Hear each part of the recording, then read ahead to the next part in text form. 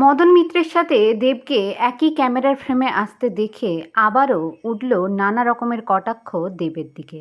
অনেকেই তাকে কমেন্টে জানাচ্ছেন যে চোরে চোরে মাসুতো ভাই, যতই বদনাম করুক না কেন, কিন্তু এমনিতে তো তাদের মধ্যে ঠিকই মিল আছে। আসলে এটা ছিল একটা বার্থডে পার্টি যেখানে দেব পৌঁছে গেছিল। দেব যে কীরকম মনের মানুষ তা কিন্তু সবাই জানে। এমনকি বিজেপির অনেক নেতারাও এটা স্বীকার করেছে যে দেব একবারেই অন্যরকম। তাকে তার দলের মেন্টালিটির মানুষদের সাথে তুলনা করা যায় না। এই অনুষ্ঠানে এসে মদন মিত্রের সাথে দেখা হয়েছিল তার। তাই পরিচিত কোনো মানুষকে দেখে তার যে এরকমই একটা রিয়াকশান হবে সেটা তো বলাই বাহুল্য। কারণ সে একজন সুপারস্টার। তাকে সবাইকে নিয়েই চলতে হবে। তাই দেবের এই অনুভূতিটা সে প্রকাশ করেছিল।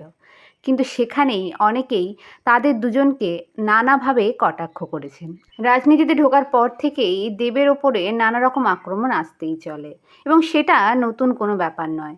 আর এবারে যখন তৃণমূল দল হেরে গেছে তখন দেবের দিকে যেই কটাক্ষগুলো আসবে সেটা দেবও খুব ভালো করে জানতো। ভিডিওটি কেমন লাগলো অবশ্যই জানাবেন।